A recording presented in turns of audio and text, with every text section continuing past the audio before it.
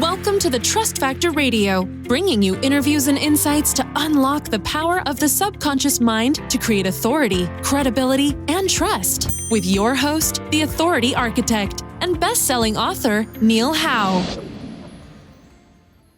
Hello, welcome to the show. This is your host, Neil Howe, and I'm very excited today to talk to somebody who has been in the digital marketing space for many, many years.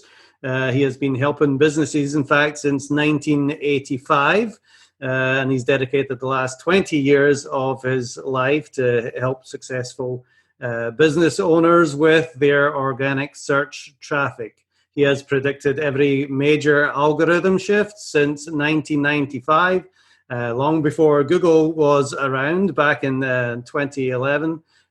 He started warning people about artificial intelligence. And now we're all talking about Google's rank brain, which is causing people lots of problems. He has a new product. It's called SitePop, and it is one of the biggest breakthroughs in online marketing in years. And we are talking with the CEO of Internet Dominators, John Limbocker. John, welcome to the show. Hey, thanks for having me. I'm really happy to be here. Well, just to give you, and the listeners a bit of background here. Now, I've interviewed over 100 digital marketers in the last year or so, and they're talking about lots of different things that are working now. They're talking about Google My Business. They're talking about branding. They're talking about links and backlinks, and that makes up part of the equation. But what you're going to talk about today, you say, makes up to about a third of the equation, and that is what you're going to explain with SitePop. Before we get into that, John, just give us a little bit more of your background and how you are helping businesses and what led up to what you're going to share with us today. Okay, absolutely. Like you said, I actually started my business in 1985, and that was obviously before we were doing things online. I was in the commercial photography world, and I did special effects for big companies. So I spent a lot of time with ad agencies, and from those days, I learned a lot about conversion and marketing and all of that stuff. And then this little thing called Photoshop came out. And it basically destroyed that entire industry. It was like, there was absolutely no need for me anymore. So that was right around 95. And that was a perfect time for me to shift into the online world. And that's exactly what I did. So that's how I got into the industry. And that's about the time frame, 95. And things were just getting started. And back then it was like so easy. I mean, it was literally like taking candy from a baby to get search listings. But the problem that I had back then was all the companies that I had worked for, they didn't have budget for creating a website because they didn't really even know what it was. So I wound up spending a lot of time developing websites for free for them just so I could get the hosting business. And that's kind of how I got started in this, and that's how I grew. And about 2 years into it, I went back to all those businesses that I had created those websites for, and I realized what they did have a budget for was advertising. And I went back in and I had a basic, simple conversation with them that went something like this. It's like, what you have here, this thing called a website, it's nothing more than an electronic brochure. And we both know that you'd never get a brochure made and leave it under your desk. It wouldn't do you much good, now would it? And they agreed, and I said, the only way to make this thing work for you, to make money for your company, is to take it out of the box and put it in the hands of the right people, just like you do with your printed brochures. And that they had a budget for, because that was called advertising. So that was kind of my lead into the whole online world and SEO in general. And quite honestly, back then, we didn't even know what to call it. We were doing it, but nobody knew what to call it. And it was quite some time there before it actually got the name SEO, search engine optimization, all of that. But I've seen everything. I've from the beginning, like way before Google came around. It was like the Yahoo days, even prior to Yahoo, Alta Vista, all of that kind of stuff. So anyway, fast forward up here a bit and going through really quickly the history of SEO. At first, it was all on-page stuff. That was all the search engines really knew how to value. And when that system got gamed, then they went to a thing called relevance, and it became a link building game. And then after relevance and popularity, basically that was popularity, not relevance. Relevance was the first stage. Then it went to that popularity of a link building game. It was like, who has the most links? That's what matters. And that game played out for quite some time. But in 2011, I predicted the end of it was coming. And I predicted where it was going to go. And it was going to be to the user experience. It was going to be to what is now known as artificial intelligence. And that's what RankBrain is. The RankBrain algorithm, it is very, very misunderstood. A lot of people had speculation about what that algorithm was, but I got to tell you, at its very core, it's user experience. It's watching what people are doing, and its real core primary intent is to figure out what the user wants so it can give them a good user experience. Now, here's the thing about Google. Google is very misunderstood. Everybody thinks, it's this big evil empire, and I wouldn't dispute that. But at its core, it has a general message of trying to provide a good user experience. That's what it wants to do for all of its users. And when you look at the why, I always look at the why behind everything. If they don't provide a good user experience, their users are going to go elsewhere. And what that's going to do to them is it's going to destroy their ad revenue. That's what drives that big engine. So they're going to fight to the death to protect that. And if you're not on board with that, you're like a little guy standing in front of a dragon throwing rocks at him. He's going to eat you alive.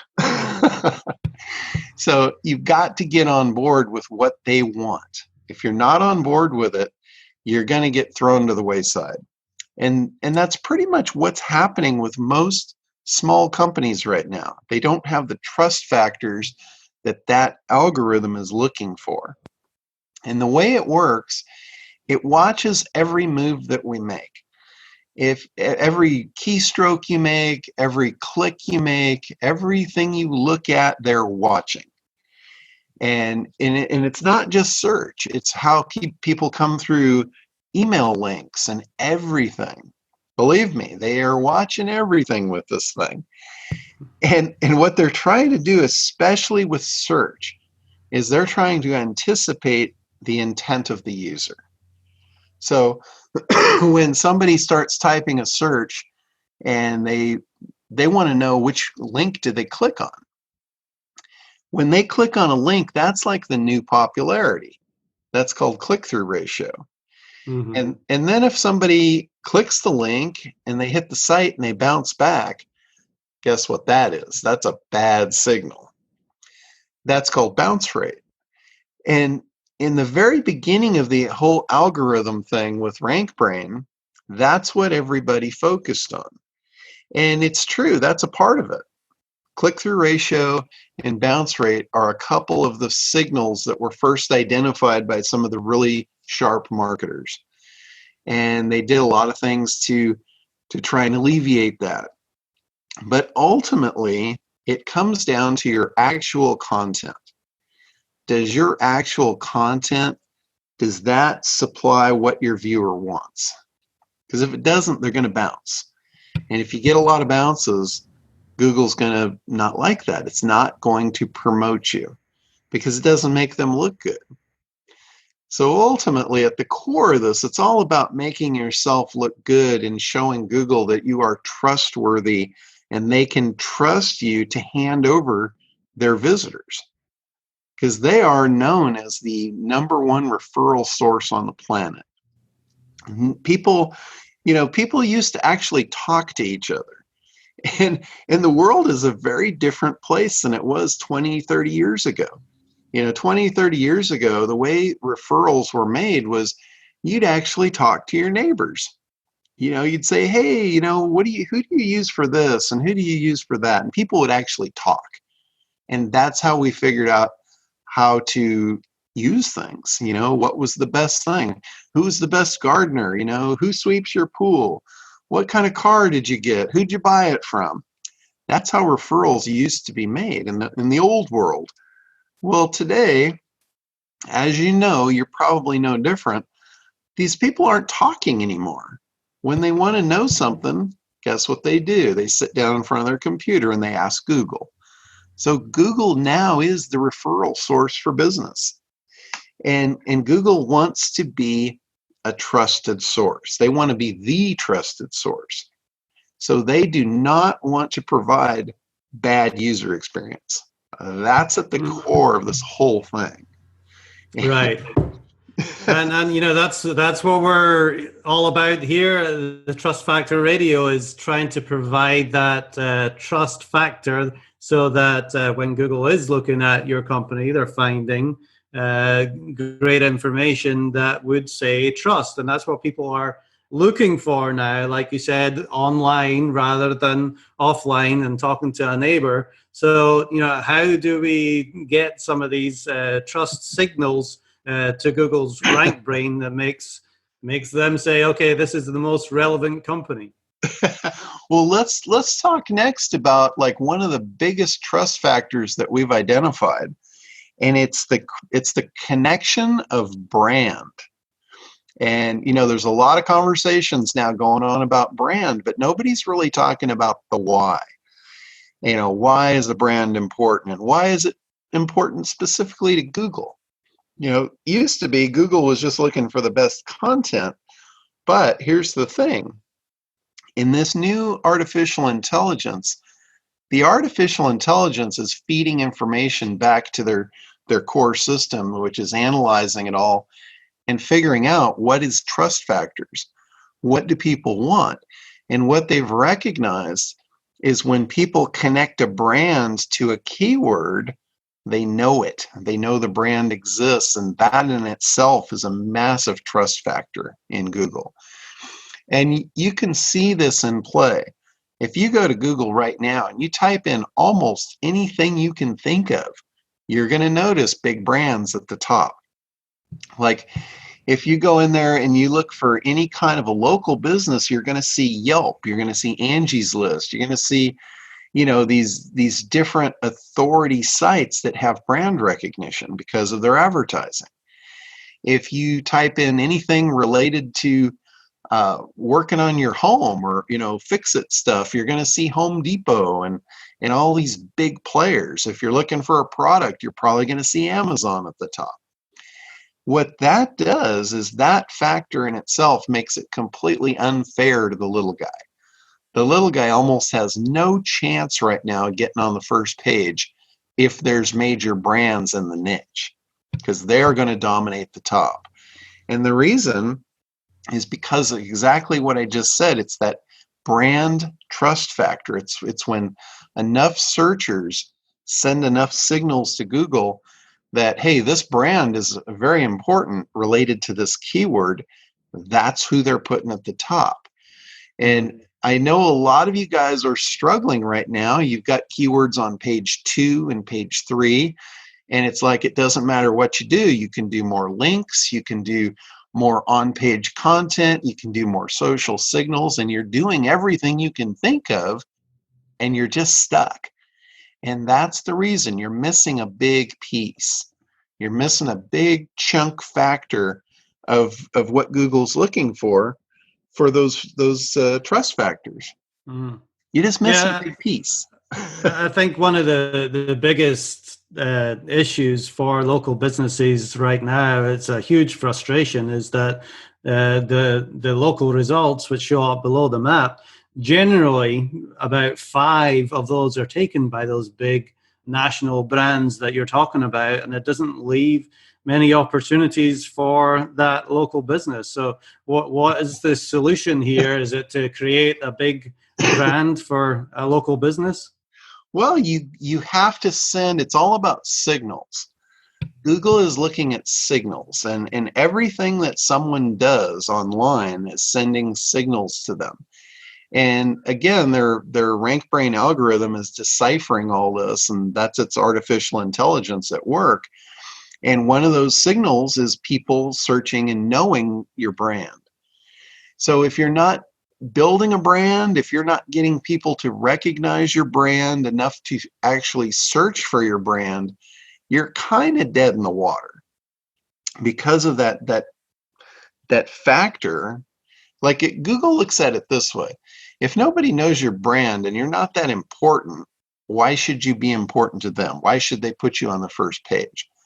They know that 100 people before you were brand searches, and they know what brand they were looking for, and they watched the experience, they watched the click-through, they watched the time on the site. They know when they sent those people to that big brand, they were satisfied. So they're going to keep on doing it. They're not going to take a risk on an unknown. And if they do, this is another thing too, and most people don't realize this happens, and they don't see it because it only happens for a brief moment in time. Google is always split testing things. They're split testing to know if they're doing right or not. So they might take a site that's on page 2, they might throw it up on the first page for, let's say, a half an hour. Now, unless you're watching, you don't see that. But what they're doing, they're testing it. It's like a boxing ring.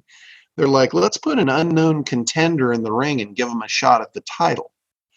And if you lose, you're never going in the ring again.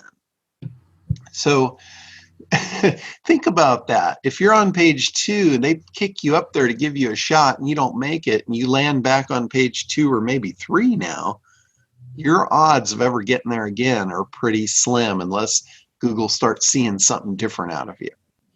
And right, you've had your chance and you didn't take it. Exactly. You got knocked out in the ring. we're not putting you back in because we already know. So you got to go back and, you got to be like Rocky. You got to go earn your title again. You got to earn your shot. And when that's exactly what search signals will do. It'll give you another shot at the title. And you want to take that very seriously, because if they put you up there and people click and then they bounce, you just blew it. If they put you up there and people click and they stick, then you're going to stick too. That's the only way you can play this game now. It's the only way you can win. You've got to show Google that your site is worthy and people know about it and you deserve a place on that first page. You've been looking at this for a number of years, and I know a lot of SEO companies out there. They focus on the content, they focus on the on-page, they focus on the backlinks, but they don't necessarily do too much about the branding aspect of it. So how have you been able to solve that part of the equation? Well, it's not necessarily just about the branding. It's really about the underlying marketing behind the branding and making sure that you're providing content that user really wants. And that's a whole nother conversation in itself that I won't get into here, but that's the conversion factor. If you don't know how to convert and you don't know how to figure out what your audience wants, I'm afraid you're never going to win this game, no matter how good you are and all that. But I can tell you, we've been sending these signals since about 2012 to our clients. And I got to tell you, if I didn't have this tool in my back pocket, I'd probably be out of the business right now. I would have been defeated and defeated badly, because this is the only thing that has been able to move the needle for my commercial clients.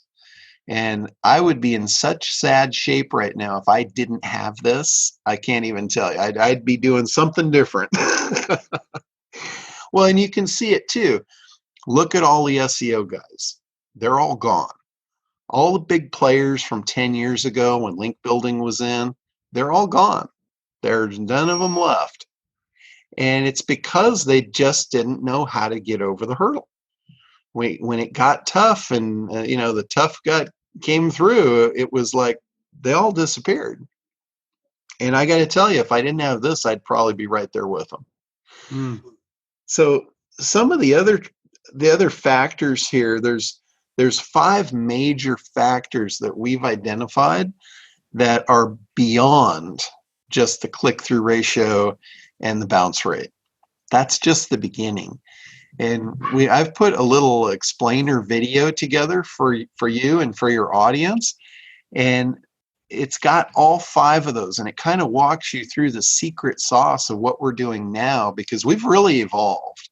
We have studied the patents, and we've really evolved this whole thing to the next level of sending these trust factors through.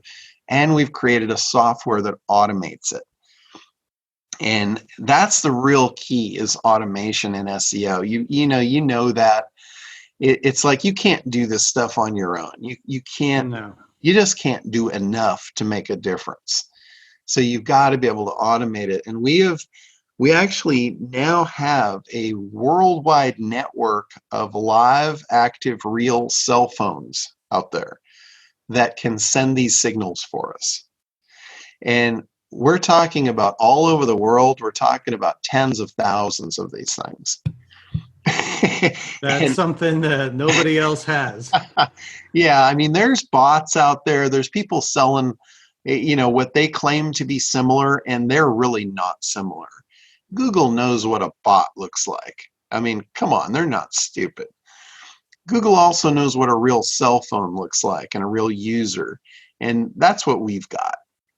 We've got these cell phones all over the world, and we have automated the process of what a real user does right down to the keystrokes. Like, we've randomized the keystroke intervals in between the keystrokes, just like a real user. So when these signals come off these phones, there is no way to tell if it's live or if it's Memorex, if you remember that, that reference. But they can't tell. It just looks like a real user activity, and we can control it. So that's how we're able to move the needle. But like I said, what I did, I put a little short explainer video together for your audience, and they can watch that. I think it takes about 9 minutes to go through it, and you'll get a real understanding of exactly how we're doing what we're doing. But to give them that link, it's internetdominators.com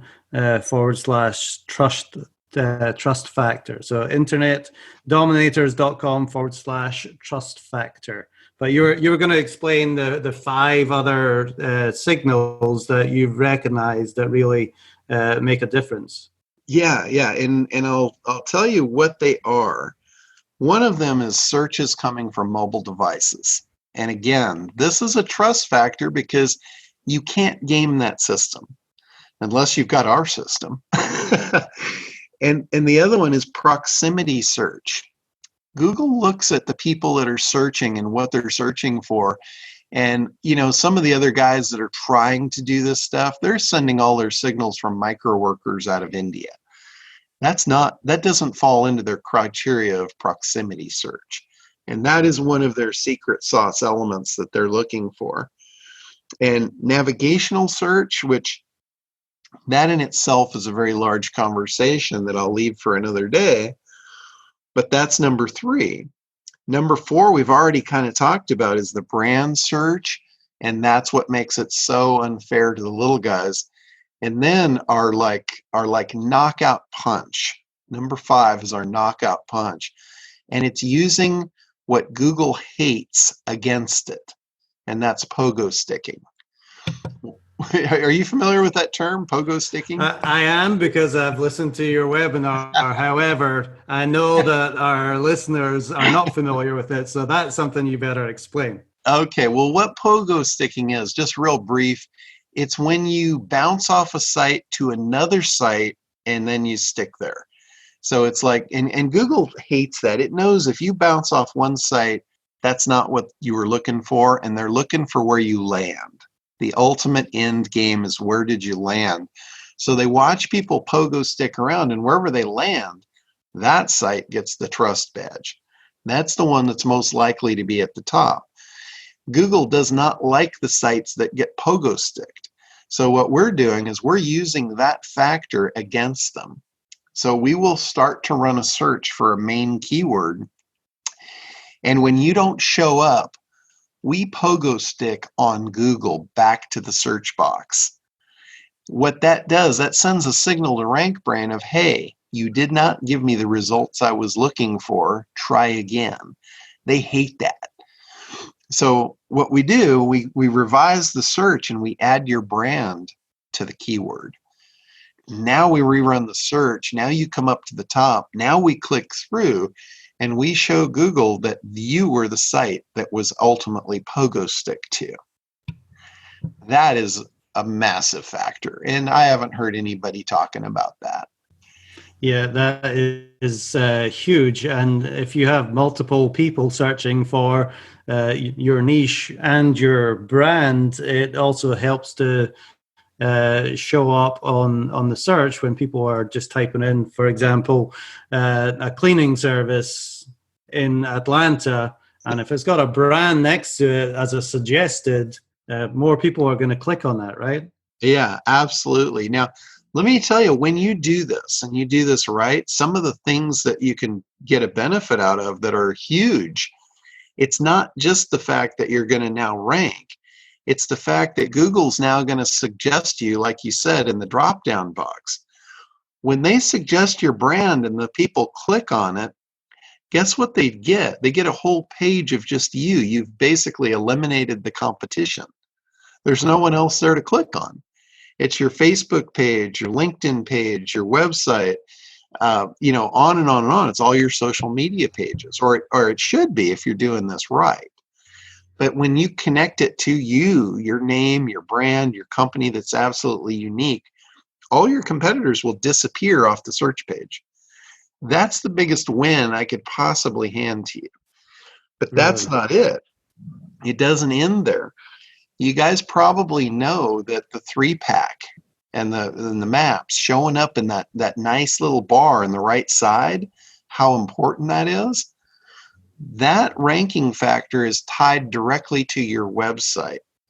So if Google doesn't trust your website, you're probably not going to show up there, no matter how hard you work. But when you connect the trust factor, you're going to be the one that shows up in the 3-pack and on the side.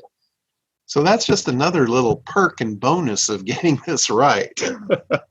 Well, yeah, it seems to be all about the 3-pack, especially for local listings these days, and anything, especially those proximity searches that you're talking about. Yeah. That's going to make a tremendous benefit to being able to rank on the map as well. Yeah, we've got clients now that are using our software, and we sell it as an agency version too to people in the business, and they are just coming back to us just raving about it, telling us how they're now in the 3-pack. And we had the biggest win that I could even imagine just this last week. We got one of the sites for the biggest keyword I know out there, and hopefully I'll be able to pronounce it right. Mesothelioma. Yeah. We got that keyword number 1. Wow. Using this technique. I mean, I don't know if I could give you a better example of this actually works than that. No, and I can imagine the cost per click on that is probably in the hundreds. You see those ads on TV all the time. So that's a huge keyword. Yeah, that is like a multi-million-dollar keyword. And the person that we did that for, they've been fighting for it for years, never to get further than page 2. And after, I think it was 2 months of sending these signals, they're now on, not only on the first page, they are number 1. So well, that is tremendous. And for local businesses, I know you've done a lot of work for local businesses too. Share with me some of the results that you've had there. in the local business, I mean, this is a slam dunk. And what's happening, the biggest thing that's happening is that whole 3-pack thing. That's like everybody wanted that, and they never really knew how to do it. And it is directly tied to the authority of the website itself. So when you use this tactic to increase the authority of your website, it directly spills over onto that. So yeah, for local businesses, being in that 3-pack and showing up on the side, that's a game changer.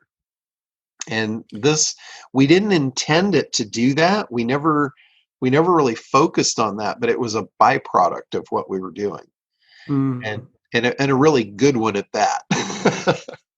Yeah, one thing that I really liked from the information that you've put out there already is that you say that when you do this for a set number of keywords that you want to rank for, it also helps all the other keywords. So it's like, Yeah, that's something else that we never intended on. We intended this to push up the keywords we were sending the exact signals for, but it goes well beyond that. What we found was when you raise these particular keywords, you're not just raising them, you're raising everything. It's kind of like all the boats in the harbor rise when the tide comes in. It's the same thing here. We've had clients where we're sending signals out to anywhere from 5 to 12 keywords. That's kind of our range. And after doing that for, a month, 2 months, 3 months, what we noticed by the analytics was we were raising hundreds of keywords in the process, not just the ones we were focused on. So that's another just enormous byproduct of doing this right, of getting that trust factor in place. So, John, talk to me about a little bit of the strategy behind it. So, if I'm looking at, I said cleaning company earlier, I'll do that again. Say a cleaning company has, 800 searches a month for one particular keyword. How many of those searches are you trying to get to come to one individual business? Well, it really, that's kind of a question of the old school SEO of how long is it going to take me to rank. There's no real answer to that. But what I can tell you is you don't want to do things unnaturally. So if you had a search volume of 1,000, let's say, I wouldn't push any more than about 60% of those searches out from any given website. So let's say if it was 1,000, you wouldn't want to run more than 600 signals to it. And we're talking about a really competitive national keyword here. Now for local, what we found in local is we mix the keywords, and you don't need really that many signals for each one. If you've got a local keyword, and let's say they've got 500 searches for that particular keyword in any given month, we're mixing about 500 signals to a site through anywhere from 5 to 12 keywords. So we're not having to send a whole lot of signals for any one particular keyword to get this done. But just the fact that people know about the keywords, because Google knows relevance. Google knows how one keyword is related to another. So when they start seeing searches for a particular keyword in connection with a brand, they're smart enough to understand, oh, that brand's important. And if they're important for that keyword, they're probably important for these other 50. So they get that. They're putting that together. And again, we didn't anticipate that. In all my years at doing this, I never would have figured that they would have done that. But now that I look at it from a 30,000 foot view, I see it makes total sense. So, John, we are right at the cusp of 2020. We're heading into a new decade now. You have seen the shifts coming, and you have predicted the major shifts over the years. Where do you see things going in the next couple of years? Well, what I can tell you about 2020 is there's going to be no hindsight in it for me. I know exactly what's going on and what is moving the needle. And, I don't see this changing anytime soon. Because, looking back historically at what Google has done, and not just Google, but all the search engines, they get pushed to the breaking point and then they make a change. And they've done it every time. When we pushed content to the breaking point, they went to link building. We pushed link building to the breaking point and they went to AI. AI was the most brilliant thing that they ever could have done, because it takes the guesswork out of it for them of what's popular, and it's actually being shown to them by the actual users. I don't see that going away for anytime soon. I think that one's going to last a good long time. If you look at how long the content lasted and you look how long the link building lasted, it was years. These shifts don't happen all the time. Like, a lot of people want you to think that Google is changing their algorithm every minute of every day. And, that's not true. That never was true. That was always just a crock. There's only been 3 big shifts in SEO over the last 20 years.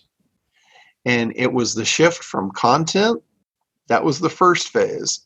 And then it was the shift into popularity, which was link building. That was the second phase.